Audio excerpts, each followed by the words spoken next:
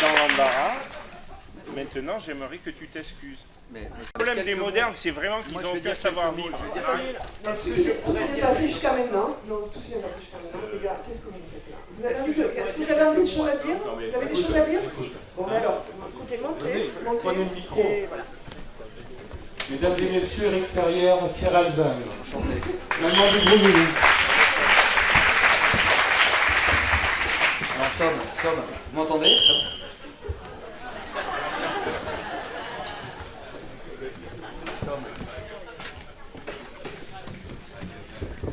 Si, ça fonctionne? Oui, mais alors, ça fonctionne. Non, moi je voudrais dire un mot à Tom avant qu'il parte. Oui, parce que Tom, tu vas avoir deux choix qui se présentent à toi. D'accord ? Là, on vient d'entendre Marie-Pied qui nous a parlé de l'accompagnement, de ce métier fabuleux de conseiller, etc.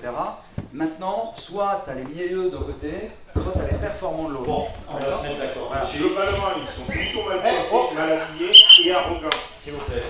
S'il vous plaît. Mal habillés, on n'a pas de code particulier, et c'est pas parce qu'on a vous voulez des marques avec cravate, d'accord? Il y en a Alors, on va rappeler quand même les règles, qu'elles sont faciles entre vous deux. Puisque vous voulez débattre, moi j'ai envie de vous dire, première chose, un respect de la personne. En un. Mais alors, Michel, il n'y a pas de problème avec l'arbitre. Je vais l'écraser respectueusement. Oui. Bon, si vous voulez quitter tout de suite le ring, vous me le dites, je peux mettre un rouge d'office. Moi, ça me dérange J'aimerais vous pas. rappeler l'objectif, c'est faire avancer la réflexion. Et pour vous aider, je vais quand même donner quelques éléments. Ça me semble quand même plutôt difficile, mais bon. Le premier élément, depuis le début, on dit que la création d'entreprise, ça se développe et autres, des grands chiffres, des 550 000 et autres, on est tous d'accord. Je voudrais attirer votre attention quand même en vous disant qu'il y a 40% de micro-entreprises à l'intérieur, mais surtout, entre les modernes et les classiques, ils ont dit un chiffre 40% d'accompagnés. Ça ne vous fait pas réfléchir? Alors moi j'ai une grande question. La première, j'ai envie de vous dire, entre la création d'une boîte qui crée 1000 emplois et 1000 créateurs qui créent leur emploi, vous m'expliquez votre problème? Alors déjà si je retiens ce que vous dites, ça veut dire déjà qu'il y a 50% de taux d'échec. Ça veut dire que monsieur Éric Ferrière, directeur de la CCI de Lozère, va accompagner 1000 personnes pour peut-être avoir 500 succès derrière. D'accord? 1. Donc est-ce que c'est ça, l'utilisation efficace et efficiente de l'argent public? On est tous des contribuables ici. On donne de l'argent à monsieur Éric Ferrière. Moi, vous ne me donnez rien du tout. Je le prends dans le privé. Je suis un accélérateur privé. Lui, il prend de l'argent public, il prend votre argent et il amène une personne sur deux à l'échec. Est-ce que vous trouvez ça normal? Ça, c'est un raccourci formidable. Alors, voyez, quand on parlait de culot, ce garçon a un aplomb phénoménal. Il a l'air sympathique, mais il est redoutable. Alors, soyons très très clairs, vous allez prendre des gens, disons, qui sont plutôt surdiplômés. Ça veut dire qu'on a quand même payé la facture de leur formation. Ça, c'est un petit élément d'aléa. Ensuite, le coût d'accompagnement pour la société des services publics, il est financé par les entreprises que l'on crée. C'est-à-dire que votre boîte de 1000 personnes, elle va me permettre derrière d'accompagner la création de 500 emplois supplémentaires. C'est pas formidable? Donc en fait, heureusement que j'accompagne une personne qui crée 1000 emplois pour pouvoir payer quelqu'un qui amène la moitié de ses accompagnés à l'échec. C'est ça en fait, hein, d'accord? On entend ce qu'on veut ici. C'est absolument formidable. Non, j'accompagne tout le monde, y compris des créateurs qui ont créé. Non mais voilà, alors ça, là c'est là. Non mais là je peux pas laisser dire ça. Là je peux pas laisser dire ça parce qu'en gros, venez à moi les petits enfants, venez créer votre entreprise et chez moi vous allez tous gagner, vous allez tous créer votre entreprise. Et pendant ce temps-là, on ne sait pas que 3 ans après, il y en a un sur deux qui est sur le. Non, c'est juste pas possible. Alors c'est pas exactement l'école des fans, hein, grosso modo l'accompagnement public. Hein, c'est un écosystème plutôt sympathique. On peut toujours simplifier, hein, mais on va dire que grosso modo les gros financeurs, vous, ceux que vous représentez, le privé. Marie, moi je suis venu bénévolement. C'est combien ça note d'honoraire? C'est facile. C'est facile. J'aimerais qu'on mette ça quand même. Attendez. Excusez-moi, mais un Porsche Cayenne, ça consomme énormément. Donc à un moment, d'accord? Non, ça c'est sûr. Par rapport à une 208 floquée CCI, c'est sûr. C'est pour ça qu'on fait un bon usage de vos deniers publics. Par contre, effectivement, quand on est des établissements publics ou des associations qui travaillent avec des financeurs publics, On remplit une mission qui est la mission qui est donnée par tout le monde. C'est-à-dire, si la mission c'est de s'occuper des personnes au RSA, on va s'occuper des personnes au RSA et amener un certain nombre à créer leur entreprise, leur emploi, et pourquoi pas 1, 2, 3, 4. C'est combien le pourcentage d'entreprises de plus de 1000 salariés, Michel? Bravo. Ça c'est un arbitre comme j'aime. Hein. Ouais. Il était là les 2 jours ou il était à la plage? Il est soit accompagnant public, soit fonctionnaire territorial, Marie-Hélène, c'est ça? Moi, j'aimerais revenir. On a fait un premier point entre les créations de grandes entreprises et les créations de petits qui créent autant d'emplois et autres. Il y a la notion de ciblage, vous prenez tout le monde, vous prenez pas tout le monde, on dit un mot là-dessus. Ah non, mais attention, tout le monde a le droit de pousser la porte d'une chambre consulaire. La majorité des personnes qui ont éventuellement une idée ou un projet ont le droit d'aller voir les accompagnants de l'écosystème public. Et c'est ça qui est formidable. C'est se donner l'opportunité de tester son idée. Ensuite, on n'amène pas tout le monde à la création. Notre boulot à nous, il est aussi de leur dire, vous ne créerez pas. Alors on leur dit pas, on vous prêtera pas de pognon. Ce qui est à peu près ce qu'on dit à 99,9% des entreprises chez monsieur. Non mais c'est très clair, c'est très clair. Non mais ce qui est très très bien là, c'est qu'on voit parfaitement la différence entre des professionnels et des amateurs. Donc, vous avez, nous on n'accompagne que des Formule 1. Je suis désolé, monsieur Nectarine. J'ai rien contre les 4L et il en faut, et notamment en Lozère, il faut de bonnes voitures pour s'accrocher sur les routes. Ouais, les 4L c'est un peu juste. Hein. D'accord. Nous, c'est de la Formule 1, c'est de la conduite de précision, c'est de la vitesse, c'est de l'innovation. Mais aujourd'hui, c'était qui? C'était Coluche qui disait ils nous vendent de l'intelligence, ils n'en ont pas sur eux. Mais monsieur Ferrière, vous nous vendez de l'innovation, est-ce que vous en avez sur vous? Alors, la Formule 1, c'est formidable, ça va très vite, ça pollue beaucoup, ça fait énormément de bruit. On dirait un peu une allégorie des modernes, c'est une excellente allégorie. Il y en a 28 sur la planète à peu près, je ne suis pas au fait du sport mécanique. Par contre, il y a des milliards de véhicules qui tournent tous les jours et qui amènent des gens d'un point A à un point B. Non, tout le monde n'est pas Steve Jobs et notre boulot, c'est pas de faire rêver. Mais par contre, Steve Jobs, quand il a besoin de croissants, il a besoin de quelqu'un qui a été accompagné en CMA. Vous mangez rien, monsieur Alzingre, hein?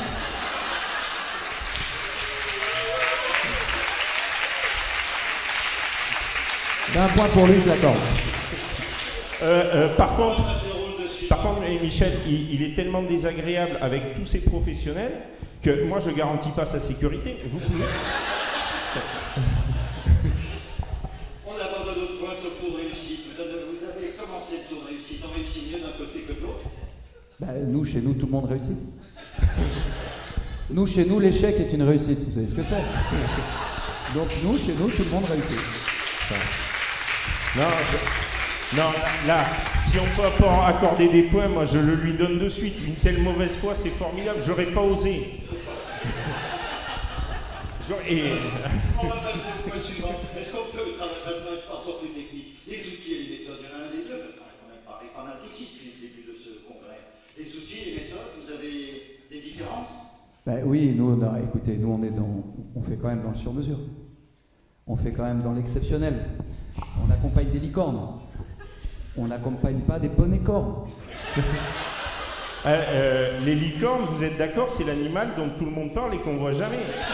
Hein? Quant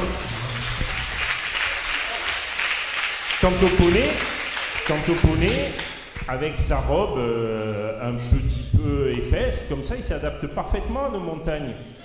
Le dernier café dans une vallée, c'est peut-être un poney, mais en tout cas, il fait vivre encore une population là-bas. Moi, j'ai pas vu de licorne dans Lozère. Alors moi, je viens comprendre que le vendeur de croissants du matin, c'est un petit poney que vous accompagnez. Par contre, je vois souvent des Shetland déjà, d'accord? Je vois même pas des poneys qui grandissent. Et ensuite, pour quel investissement? On en revient au début, c'est-à-dire un investissement monstrueux pour une flotte de poneys de Shetland. Alors, monstrueux si on ramène à finalement 300 000 entreprises accompagnées pour créer des conditions dans un écosystème qui les fasse grandir, qui les forme, qui les accompagne avec bienveillance, sans avoir de notion. Si nous rendons riche quelqu'un par notre accompagnement et nous le faisons réussir, nous ne prenons pas d'argent parce qu'il a déjà été prépayé par la collectivité. Sortez le communiste qui habite de ce corps. Non mais on en vient au vrai problème. Accompagnons tout le monde. Accompagnons tout le monde sur le même état. Le communisme a essayé de marcher en 1917, ça n'a pas fonctionné, monsieur Ferrière. Est-ce qu'on peut enregistrer ça? Donc, véritablement, j'aimerais le montrer à des élus consulaires qui s'étranglent. Allez, non. Vous avez des équipes qui travaillent avec vous sur leur profil. Ils sont différents pour arriver à avoir un peu argumenter cette discussion? Ils sont engagés, ils sont curieux, ils sont motivés. Ah, mais ils parlent des miens. Et on fait tout pour augmenter en permanence leur employabilité. Au quotidien, au jour le jour, on les forme. On n'attend pas une fois tous les 2 ans de venir boire un pastis sur la côte méditerranéenne, si vous voyez ce que je veux dire. Ça, c'est formidable. Le pastis était frais, j'espère. Mais nous aussi. Et puis finalement, de temps en temps, quand vous avez constitué l'écosystème, évidemment, il y a des banquiers d'affaires, mais la majorité, vous les piquez chez nous. On les a bien formés, ils ont fait de l'accompagnement public, parce que finalement, un conseiller chez vous, il sait lire un tableau de bord, il sait parler stratégie avec d'entreprises, il sait travailler sur ses clauses contractuelles, sur les modalités d'association. On lui présente l'écosystème. Vous lui présentez quel écosystème? Les gens qui ont du fric et qui en veulent plus? Nous, on lui présente, vous venez chez moi entreprendre, vous voulez rencontrer la présidente du département, 2 jours après vous êtes chez elle. On présente l'écosystème, vous voulez vous implanter dans un territoire, vous allez voir le terrain dans la journée. C'est quoi, à part la finir même par me convaincre. le privé? Mais bien sûr. Un round suivant, on ne vous mettra pas d'accord sur l'ensemble des points, quoique. Manquerait plus que ça. Moi, je vois, vous parlez des conseillers et d'une fluidité de... C'est pareil pour les créateurs, ils passent de l'un à l'autre, ou vous êtes toujours en conflit comme ça? Il n'y a pas de conflit. Grosso modo, on les aide, on les fait travailler, ils construisent leurs projets. Quand ils sont matures, ils ont besoin de lever les fonds, et là arrivent les voraces. Moi, j'ai jamais vu un poney devenir un cheval de course. Voire une licorne. On va pas trop, mais globalement, vous parlez... Non, mais attention.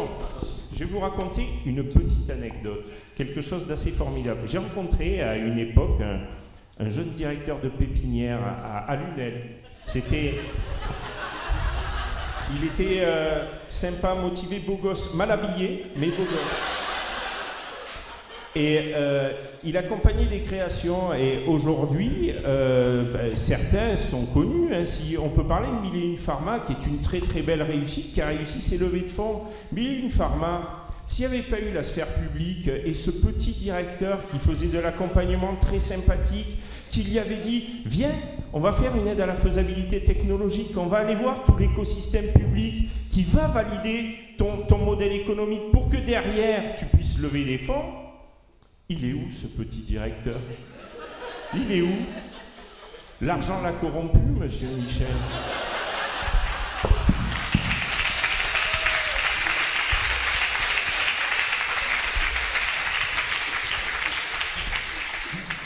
Vous notez un point pour lui, allez, je lui donne avec grand cœur. Moi, ce que j'aimerais vous proposer quand même sur...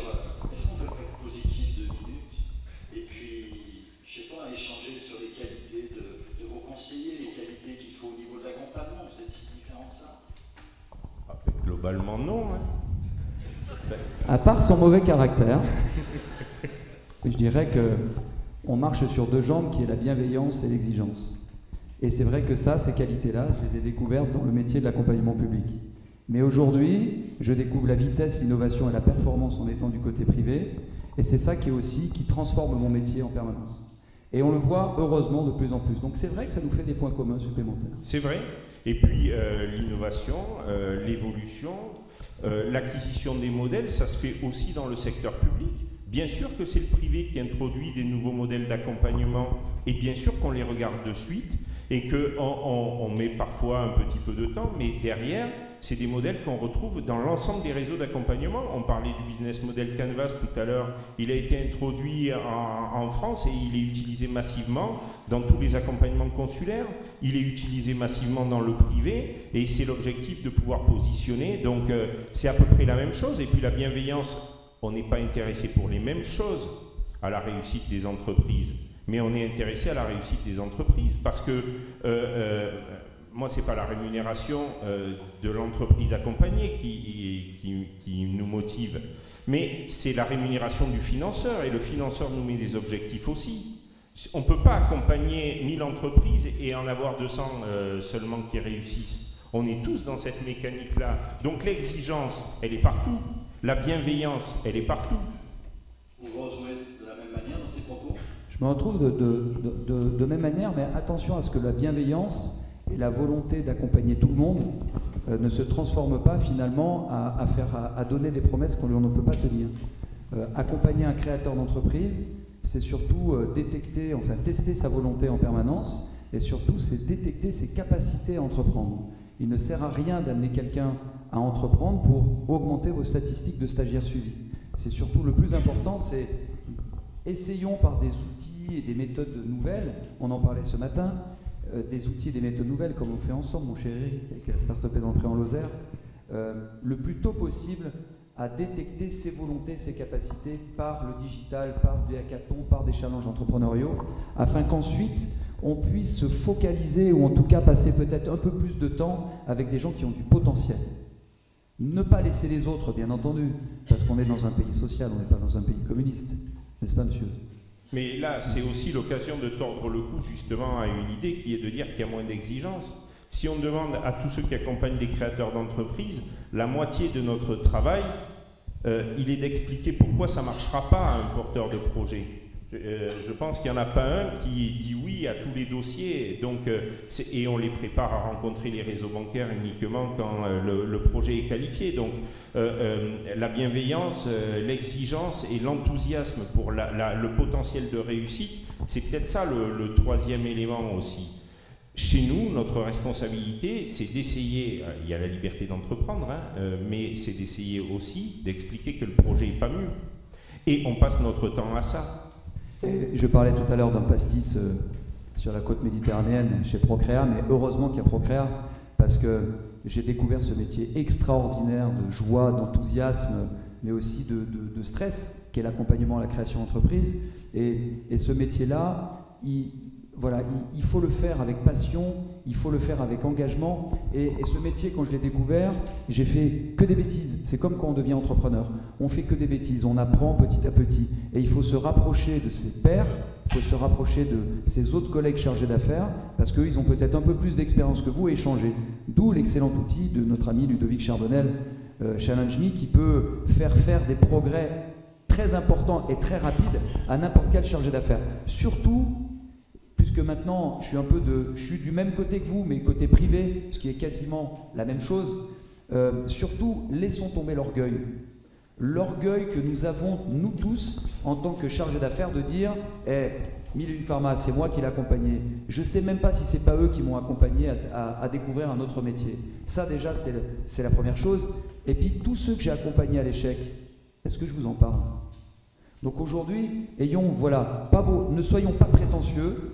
N'ayons pas beaucoup d'orgueil dans ce métier-là, parce que l'orgueil, c'est la première des frontières qui nous empêche de travailler ensemble sur le même territoire et d'avoir le bon positionnement et peut-être d'accompagner la bonne personne qui nous convient mieux. Je partage, Michel. Moi, j'aimerais juste parler d'un élément qui me fascine et qui me sidère. On a des formats qui sont hyper marketés et j'adore faire des startups et dans le pré avec un ancien directeur de pépinière à Lunel, fort sympathique.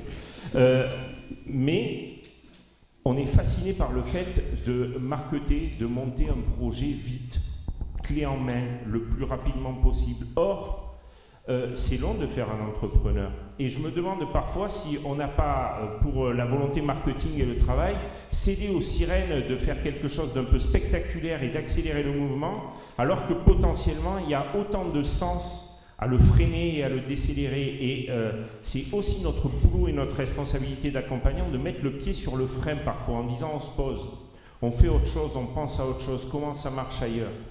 Et ça, c'est une course qu'on n'est pas forcément sûr de gagner et il faut y résister notamment parce que le phénomène d'immédiateté, c'est dans le digital. Le digital, c'est bien, mais comme l'a dit le docteur Tremblay, c'est pas une fin en soi, il faut aussi travailler sur le côté humain. Aller lentement, c'est peut-être bien le solo accompagnement. Il a tout à fait raison et en plus, ça convient tellement bien à la Lozère. Donc,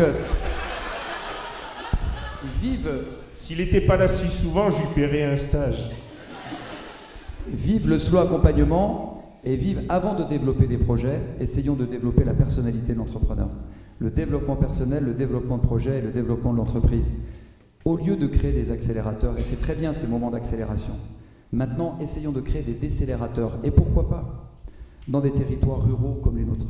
Ah, je suis pour. Alors, ça fait un petit moment que je vous écoute. Ce qui me surprend, c'est que vous êtes d'accord sur l'aspect le plus fort de nos métiers, de tous aspects humains.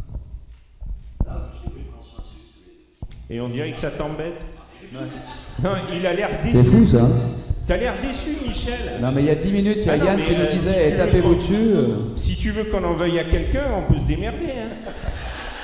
Alors, ce que j'aimerais, avant qu'on en veuille à quelqu'un, et je crois que ça peut être en plus, ce que j'aimerais, globalement, où est le problème? S'il y en a un qui crée une entreprise pour 1000 personnes et l'autre qui crée 1000 entreprises, il y a un problème. Mais non, il n'y a pas de problème. Alors, qu'est-ce que vous m'avez fait tout à l'heure tous les deux? Mais non, mais c'est toi qui t'es mis en arbitre. fait. Laisse-moi te dire que tu fais du zèle. Hein. Nous on Une s'aime, petite nous on s'aime discussion de... sympathique, t'arrives au milieu, tu dis je vais arbitrer, j'ai des cartons.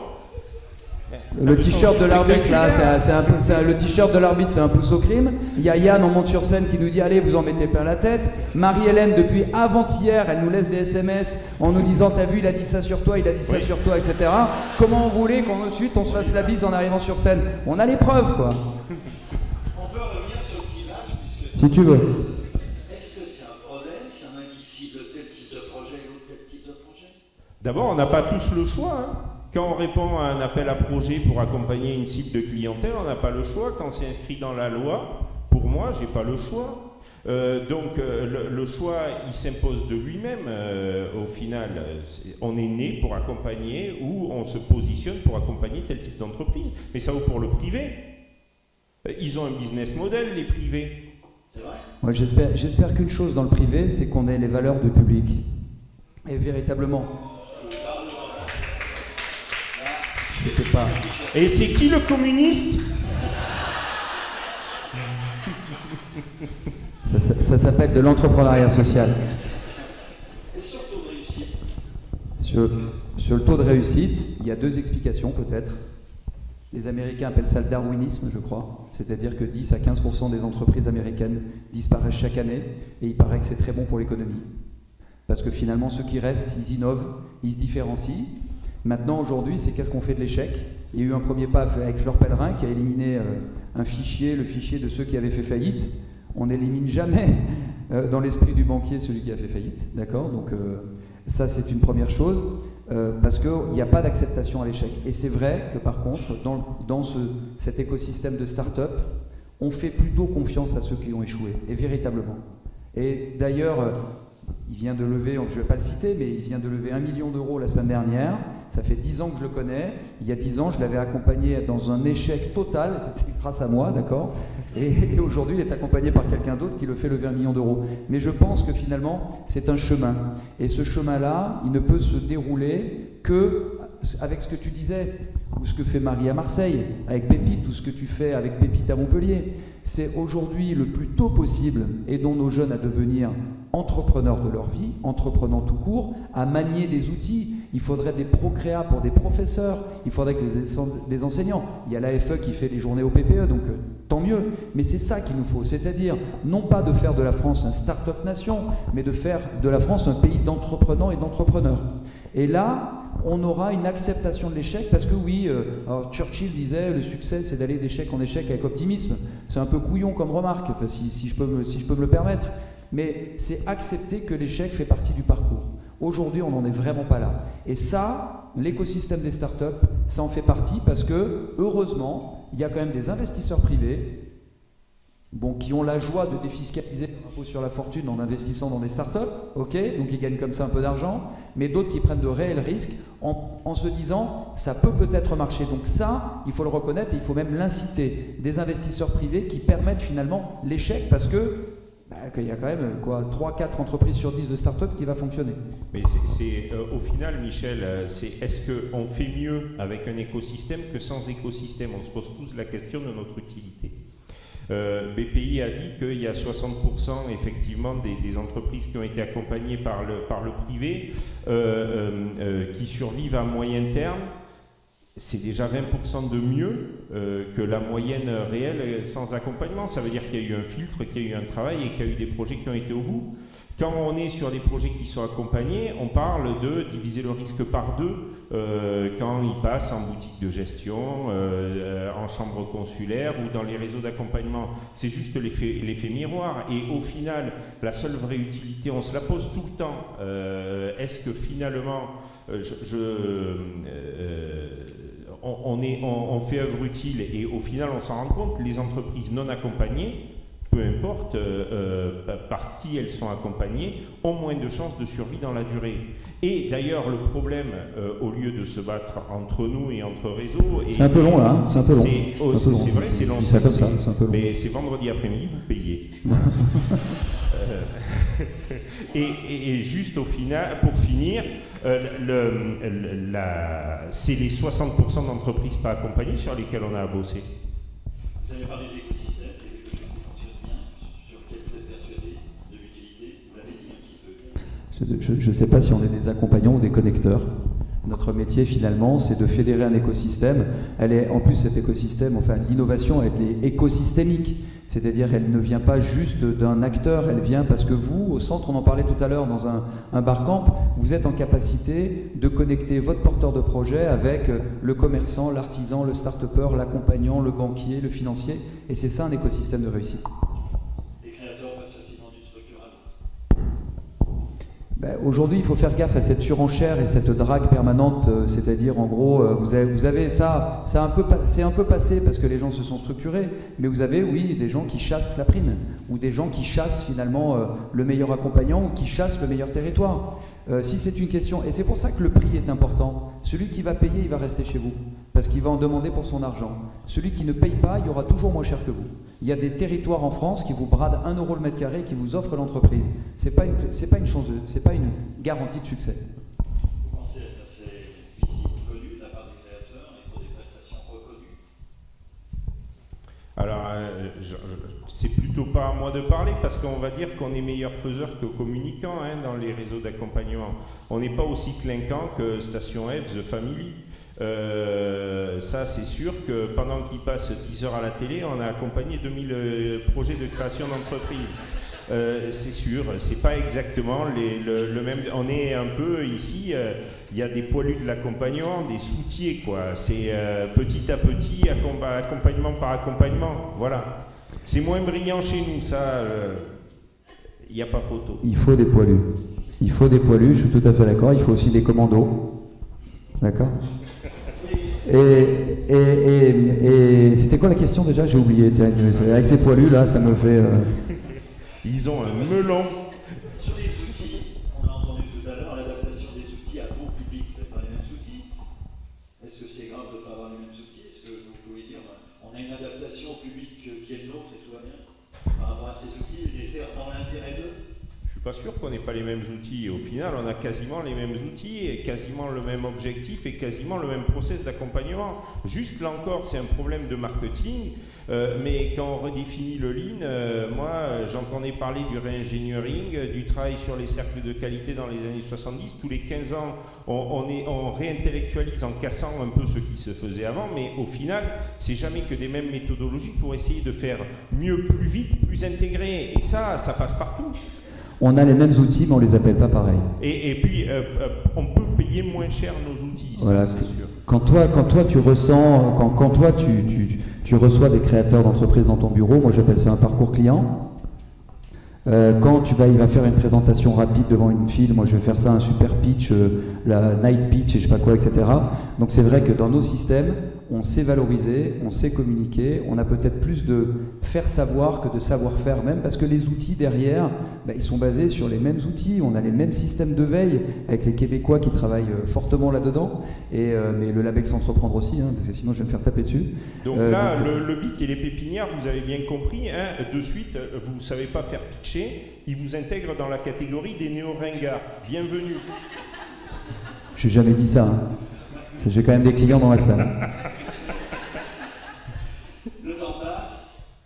Quand je vous écoute, je me dis dans le fond, on vous a mis, parce que vous dites que c'est comme ça en opposition, mais sur bon nombre de points, vous rejoignez. Il est presque sympathique. Ouais. Il faut un coiffer. Vous vous retrouvez assez facilement sur l'ensemble des points. Des notions importantes comme l'écosystème, comme la professionnalisation de vos acteurs, comme la fluidité, comme les outils. J'ai pas vu de différence. Vous êtes rentré un peu fort dans le système. Et moi, j'ai envie d'attirer votre attention. Est-ce que c'était le bon débat entre vous? Est-ce qu'il n'y a pas une autre menace en fonction de ce qu'on a pu entendre, des nouveaux entrants, qui ont d'autres approches, d'autres méthodes? Est-ce que c'est pas eux qui sont vos adversaires demain, voire même aujourd'hui? Tu me mets mal à l'aise, Michel, parce que tu mets en cause en fait Yann et Marie-Hélène. Donc ils se sont trompés de sujet. T'es sûr de ton fait? Elle est catalane. Je pense que dans 2 ans, vous aurez un autre présentateur. Je ne sais pas pourquoi. On en parlait ce matin. Il y a le digital qui arrive, il y a les robots qui arrivent, donc il y a l'intelligence artificielle qui arrive. Nous, on a une seule intelligence entre nous, c'est l'intelligence émotionnelle. Et c'est ça qu'on essaye de cultiver et de développer, et que c'est notre véritable force quand on se retrouve face à un créateur d'entreprise et qu'on a le nez qui frétille et qu'on se dit il y a quelque chose à faire avec lui ou il y a quelque chose à connecter avec lui. Voilà, c'est l'artificiel d'un côté, l'émotionnel de l'autre. Oui, puis le digital, c'est exactement les mêmes méthodes posées sur un autre support. Ça ajoute quoi? De la souplesse, de la fluidité, mais on est tous capables d'en faire. Il faut juste investir. C'est des programmes qu'on a dans tous les consulaires, c'est des programmes qu'on a partout. Pouvoir travailler son business plan chez soi, pouvoir faire un rendez-vous par Skype avec son conseiller alors qu'il est en télétravail. C'est des modèles qui nous bousculent parce qu'ils arrivent, on a l'impression que c'est nouveau, mais c'est jamais que de l'accompagnement. Et derrière, où est l'humain? Ils auront besoin de mettre l'humain exactement là où on doit mettre l'humain, parce que c'est au moment où c'est difficile qu'il faut pouvoir se poser et dire viens, je te reçois, on discute de ton projet. Ça, c'est valable partout, c'est valable chez ce qu'on appelle les classiques, chez les modernes, mais ça sera valable demain exactement de la même manière. On ne doit pas ignorer par contre ces nouveaux modes. Et est-ce que vous avez conscience, comme ça a pu vous être dit, que ça va vous demander peut-être de supprimer certains métiers, des remises en question, des adaptations délicates, et toujours au service du client? Ou là, aujourd'hui, vous vous dites, oui, on voit pas bien dans quel sens ça va partir.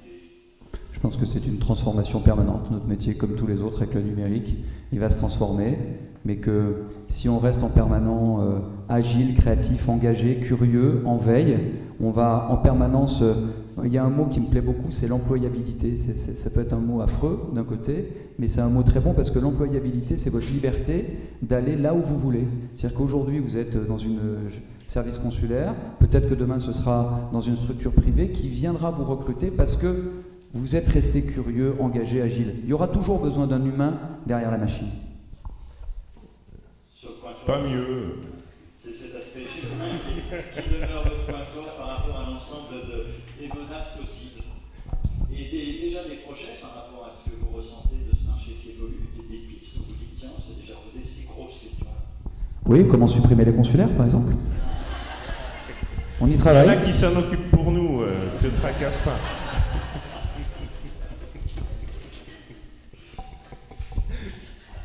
Est-ce qu'il y a des infos? Est-ce que vous voulez profiter de leur... Est-ce que vous avez des questions? Rivalité, complicité, profitez-en et on est largement dans les temps, ce qu'on vous avait promis, puisqu'on sait qu'il y a des impératifs importants pour vous.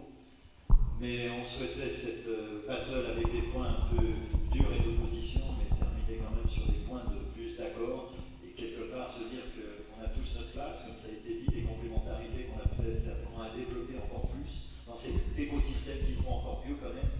C'en est une preuve là aujourd'hui, ces échanges, et puis voir que chacun a sa place. Ces nouveaux entrants vont chercher la leur, quelque part, pour nous bousculer, il faut qu'on soit prêt, mais avec le facteur humain, la richesse, c'est ce que vous disiez, ce qui est difficilement, pratiquement copiable ou imaginable dans le temps immédiat, le lendemain, ça laisse un petit temps d'avance, mais il ne faudrait pas qu'on se repose sur ses envies.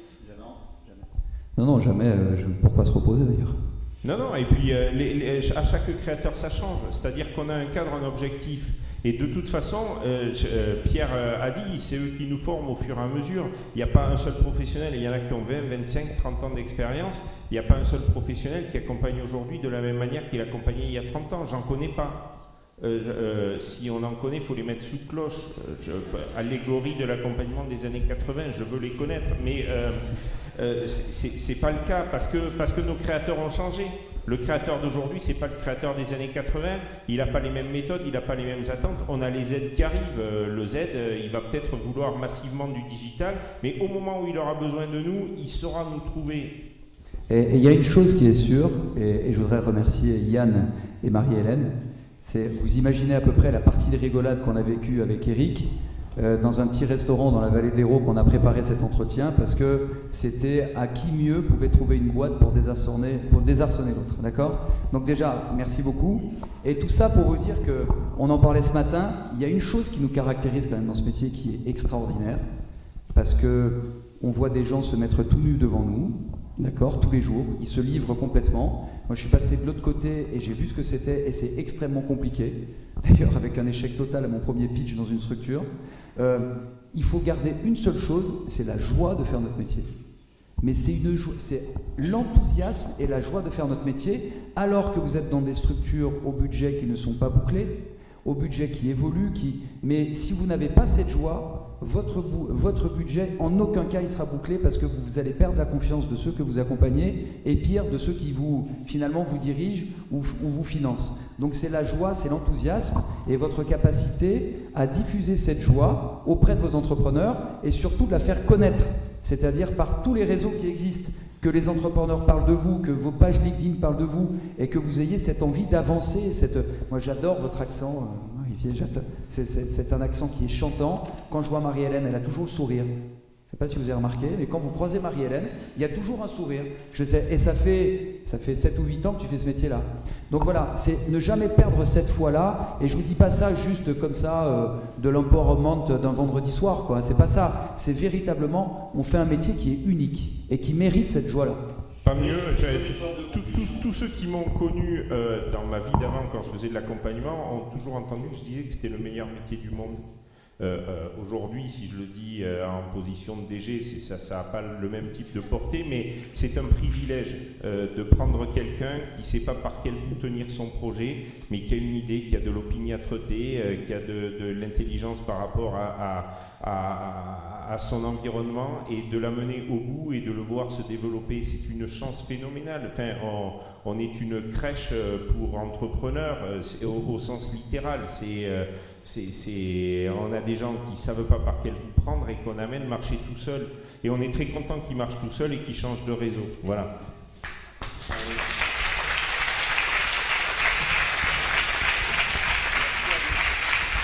Mesdames et messieurs, Michel Dupoisa, Pierre Alzac, avec Ferrière, je crois qu'on peut les applaudir encore une fois. Merci beaucoup à tous les trois.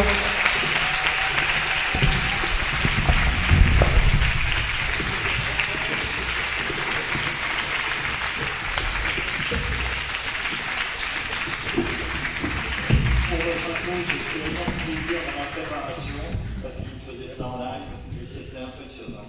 Donc moi j'ai pris beaucoup de plaisir et je les remercie. Bravo d'avoir joué ce jeu. Merci pour votre attention. Avant de vous libérer, il nous reste à vous remercier, vous qui, pour certains, êtes venus de très loin. Pour certains, nous font confiance depuis 2, 3, 4, 5, 6 éditions. Hier, on a eu quelqu'un au Bingo Meeting qui a fait l'ensemble des Procréas. Donc, on est vraiment ravis. On espère que ça vous a plu. Et on vous dit rendez-vous dans 2 ans. C'est ça, pour Procréa 2019, la 7e édition. Bon retour chez vous.